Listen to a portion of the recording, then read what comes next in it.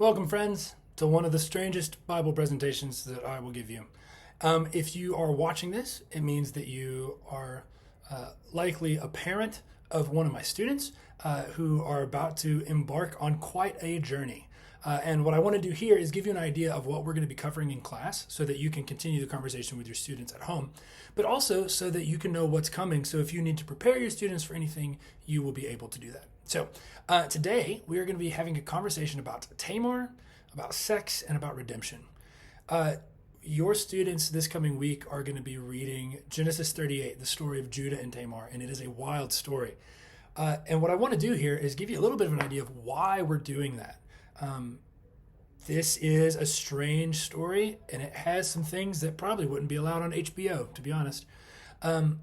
But we need to talk about it. And the reason that we need to talk about it is because, in my opinion, this is the single best story to introduce the Old Testament and to introduce a student to the world of the Old Testament, how it functions, and also what it means to be redeemed.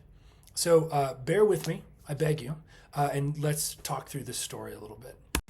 So let's start off just actually reading the story of Judah and Tamar. So go ahead, pause the video, and I want you to read Genesis 38. Pause the video here, and then start it up when you're done. Okay, welcome back. What was that? What on earth? That's insane. We have a story of incest. We have a story about a guy willingly not getting someone pregnant and God killing him for it. We have a story of a woman pretending to be a prostitute. And maybe worst of all, we have the end of this story right before this woman is almost killed, and then Jerry Springer's her way out of being killed. We have a man look at this woman who pretended to be a prostitute and say, she is more righteous than I. Crazy, absolutely crazy. I want to spend some time here. And again, I'm asking you, please bear with me. I know I'm teaching this to your students, but I promise it's for a good reason. So let's talk about the story. So at the very beginning, we meet Tamar and we meet So in this setup, there's Judah, who is the dad. We have who's the oldest son. We have Onan, who is the middle son. And we have Shelah, who is the youngest son. So Tamar is going to come marry the oldest son, right? Well, dies because he's wicked. We don't really get why, but he's wicked and bad, and so God, done. So then Tamar marries her brother-in-law, which feels strange, right? And then we see that Onan, the brother-in-law, he is also killed for a seemingly strange reason.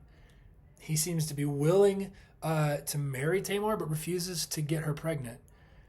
And so God kills him? And then Tamar is sent away. Judah, the dad, is worried this woman has been, apparently being married to her gets you killed, and he's only got one kid left, so we got to get rid of her, and he sends her away. The first part of the story is really strange, but I think it's important to talk about here.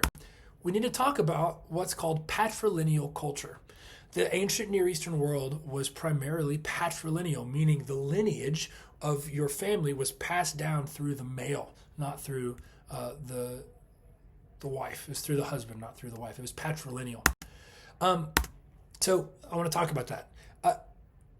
Inheritance and the way that inheritance was divvied out was, maybe the most important thing on most people's minds at that time. The rules for how an inheritance was divvied up was very, very important. At the end of the day, the oldest male of a family is going to get the most of the inheritance, right? So in this situation, we have Judah at the top. We have then we have and we have Onan, and we have Shelah. When Judah dies, is the one who's going to receive the majority of the inheritance. He's going to get, the lion's share of what's going on. Now, if you have a daughter, that daughter literally belongs to you until she gets married. And then when she gets married, she no longer is part of your family. She now belongs to the family of her husband. Women would never receive an inheritance because they were not just trying to use frustrating language, but they were very genuinely property. They were there for the purpose of making children, and they were owned. They were owned by the family. So when a woman would get married, she's just gone and she belongs to the other family now. So as a woman, your primary goal is to get married so that you can survive, right? Women couldn't own land, and so they couldn't grow crops and survive that way. They couldn't really have jobs other than, truthfully, like prostitution, right? If you were a woman and you wanted to survive, you best get married or you're going to be homeless and just kind of out, not even on the streets, in the wilderness. So if you're married, you're great. If you're unmarried, you are effectively viewed as being worthless. I want to be very clear here. In reading the Old Testament, this is not God saying if you are unmarried, you are worthless. This is the culture that existed outside of the Bible, right? This is the world God broke into, was a world that said, if you're married as a woman, you have purpose and you'll survive. If you're not married, you are worthless, right? This is not what God thinks. This is what the people in the world, in Canaan, in, 10th century, 9th century Canaan, this is how they thought. And God comes into that world and actually starts messing things up a little bit. So this is some of the stuff that's going on here. I want to talk to you, give you some examples of how this would work out. So imagine here's the patriarch.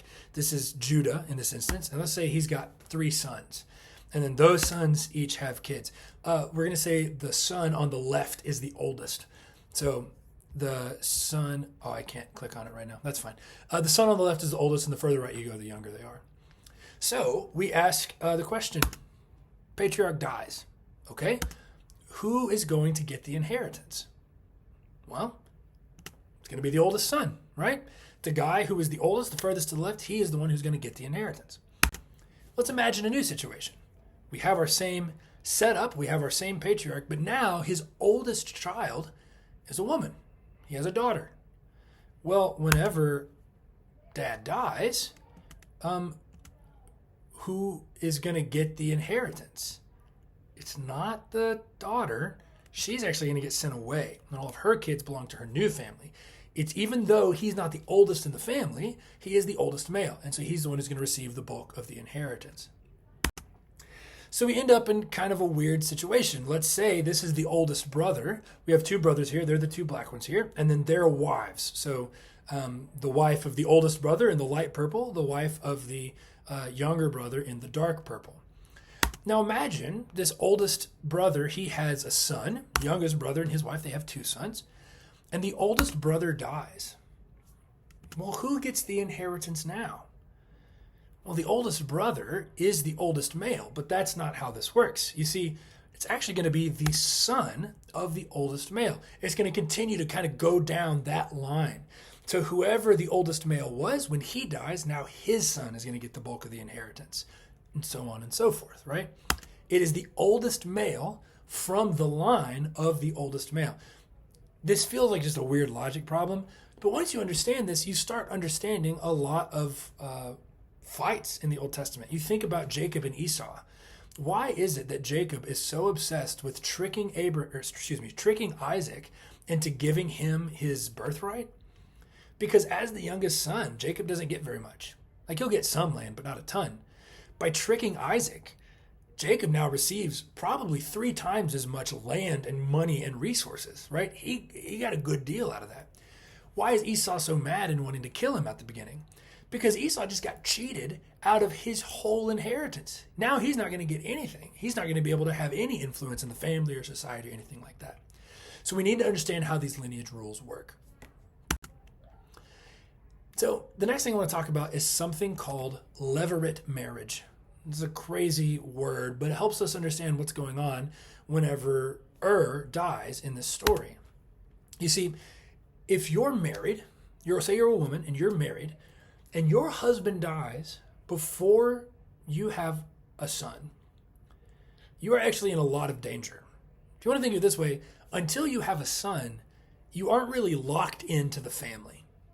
If you have a son, everyone's going to want to take care of you because that son is going to be the one who carries on the family name and maintains the family inheritance, right? If you don't have a son and your husband dies, there's not a lot of incentive to really take care of you. You're not really needed. We can just move down the line to the next kid. But if you have a son, That son's probably going to want to take care of you, as is the rest of the family, because that son's receiving the inheritance. So if your husband dies and you don't have a kid, you're in a lot of trouble. What do you need? As a woman, you can't own anything. There's no way you can take care of yourself. You can't get land on your own. What do you need to survive? You need a husband. Now, it's tricky, right? You've already been married. So in that culture, nobody's going to want to marry you after your husband has died. In a sense, you were seen as used. And so nobody's going to really want to marry you. But a levirate marriage is where your brother-in-law actually shows up as a hero, right? It is the brother-in-law's responsibility that when his brother dies, that still living brother is now required to marry his dead brother's wife to provide an heir for his brother. He is finding a way to actually protect the widow, to protect his dead brother's wife, because by marrying her, now she is safe. Now she's not going to be just thrown to the wolves and left homeless, right? By marrying his dead brother's wife, he's actually protecting her. So let's see how this plays out. So here we have our oldest brother on the left with the light purple wife, and our younger brother on the right with the dark purple wife. Now let's imagine oldest brother and his wife, they don't have any kids. And oh no, the oldest brother dies. Well, what's going to happen to the wife? Well, if nothing happens, if she's just left alone, she's just going to be thrown to the wolves. She's lost in the wilderness. She's going to be homeless and die. It's going to be a really horrible life for her. Her life is over. But if she wants to survive, she needs something, right? We talked about this earlier. The only way a woman can really have space in this ancient patrilineal society is if she's married. And so what a levirate marriage says is now she is married to her brother-in-law. And because of that, she now has a home. She has protection. She has food. She's safe. She is no longer out on her own. She is brought into a home and she is cared for. And this was seen as a very honorable thing to do. This is how the world functioned. And specifically, it's what this woman needed. Otherwise, she's going to be an outcast. She's going to be thrown away and nobody's going to care about her. Now, when this happens, it is the brother's responsibility, her brother-in-law's, his responsibility to provide a son, to make sure that this woman gets pregnant and hopefully has a son or has a daughter. Either one would protect her, but specifically has a son. Now, this raises an interesting question. So the brother-in-law and his dead brother's wife have had a baby. Whose baby is it technically? Does it belong to this brother? No, it doesn't. It actually belongs to the dead brother. This baby, sorry, my thing's being real glitchy. This baby belongs to the dead brother. By having a baby with the widow, the brother-in-law has provided for her, but has technically also provided for his dead brother. And so now we ask the question, who gets the bulk of the inheritance in this moment? It's not the brother. It's the son. Because this new son is technically the son of the oldest brother, right? This is how levirate marriage works. It's these weird, complicated rules, but what it basically does is make sure that this wife is taken care of, right? Okay, so with that in mind, a lot of this kind of, thrown at you, let's reread Genesis 38. This phrase, more righteous than I, Judah says it to Tamar at the end. We need to figure out what on earth he's talking about when he says that. So, my first question. Why does God kill Onan? This is such a strange story. A lot of times, the way that people interpret this story can range in meaning from proof that sex must always be for procreation, all the way to people saying that this is how God says masturbation is evil, right? People have been wrestling with what this passage means for a very long time. But when we understand how patrilineal society works, suddenly it makes a lot of sense. So let's start by asking this question. If Onan gets Tamar pregnant, whose baby is it going to be? Remember, Onan's the middle son. We had we had Onan, and then we had Shelah. Is gone. He's dead. So if Onan gets Tamar pregnant, whose baby is it? It's Er's baby. And if it's Er's baby, who is going to get the inheritance? The baby. If Tamar doesn't get pregnant, if Onan chooses not to get Tamar pregnant, who is going to get the inheritance when Tamar gets thrown to the wolves? It's Onan. Why does Onan refuse to get Tamar pregnant? Because if she has a baby, he loses money. But if she doesn't have a baby, he gets all of his brother's inheritance and is going to get to run the family. He gets effectively to become king of the family. But if Tamar has a baby, he loses his money. Onan is killed because he values money more than Tamar. He values possessions and power and influence more than he values this woman who is helpless. God kills Onan because he's greedy. God kills Onan because Onan wants money more than he wants to be just and care for this woman who is at risk of having her life ruined. So this raises the question. So Judah is the father, right? So Judah, Onan, and Shelah. What should Judah have done here? Well, Judah's responsibility is to have Tamar, his first son's dead wife, marry his youngest son, Shelah. As he gets married, as Shelah marries Tamar, she is brought into the family and she's cared for and she's going to be safe. And then once again, the goal being Shelah will get her pregnant and she will have a son that will be Er's son and the line will continue. But why does he send her away? Well, Judah says he's just scared of his kids dying. Seems like whoever this this Tamar lady marries ends up getting murked. And so we got to make sure my sons stay alive. So then we get into this weird story where Tamar dresses up as a temple prostitute and she hides her face and she tricks Judah into having sex with her. And she gets pregnant from her father-in-law, which is crazy and a wild thing to happen.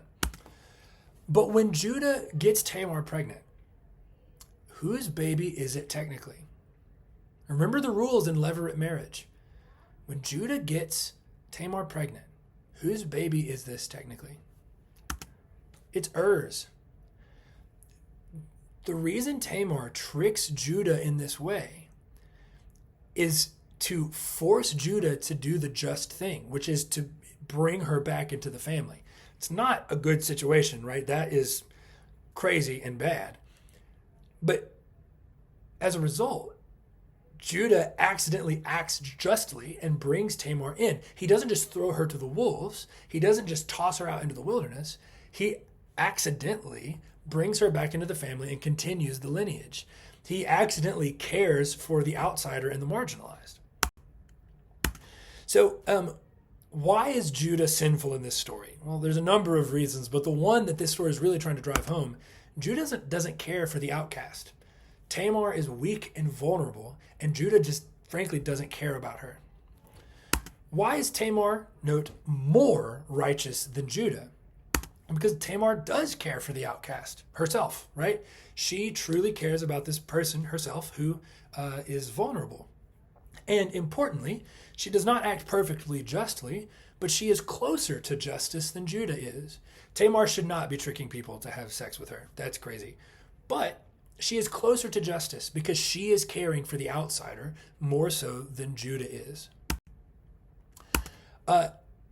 This is where I really want to kind of bring this home. So Tamar, she is stuck outside the family, and there is nothing she could ever do that would bring her back into the family. Right? She's a woman. She can't own land. She can't protect herself. She can't find ways to make money. There's nothing she could ever do that could solve this problem. What Tamar needs is for someone else to bring her into the family. In this case, through a weird situation, it's Judah, right? She needs a man. She needs a man in this culture to bring her back into the family now that she's been kicked out. What do we call the guy who brings her back in? A redeemer. One of the things I talk to students about a lot, there are so many of these words, these like Christian words, like redeemed or saved or sanctified, that we hear so often they just lose meaning in our heads. I call it Biblish. And redeemed is the same way.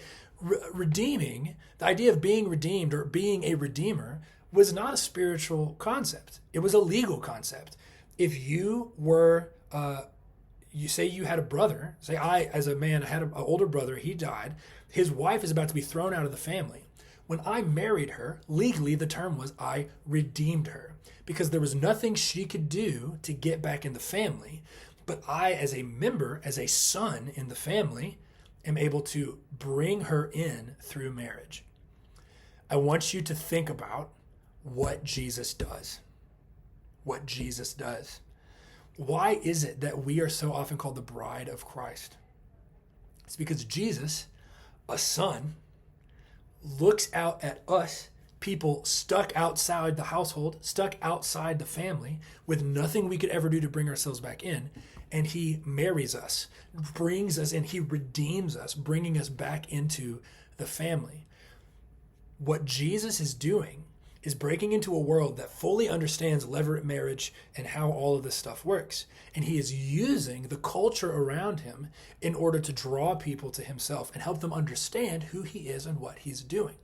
To redeem somebody was not this just over-spiritualized world. It was a legal term. It was a legal term meaning this woman has no way of protecting herself, of entering back into the family. But now, through marriage, I and someone in the family can draw her back in and bring her back into it. As we understand this bonkers story about Judah and Tamar, we are learning, number one, how patriarchal and patrilineal cultures work. Number two, why inheritance is such a big deal. And number three, what a redeemer is. As we understand redemption, we are going to understand the whole of the Old Testament. So this is the beginning of our unit on redemption. We're going to start with Judah and Tamar. I want to invite you guys, very soon your students are going to be reading the Ruth story. I want to invite you as parents to go read the Ruth story now. Because what you're going to realize is that the Ruth story is the Judah and Tamar story all over again. But where Judah fails, Boaz nails it. Boaz is faithful and righteous in a way that Judah isn't. So, that's your homework as parents. Go read Ruth. If you have questions about any of this, please reach out to me. I wanted to give you this so that you could talk to your students before they come into class and you can prep them whenever you need. Sorry that I'm sending you so many of these videos. I'm actually not that sorry. I hope you enjoy them. Thank you so much for watching this and for paying attention. Again, if you have questions, let me know. Thanks.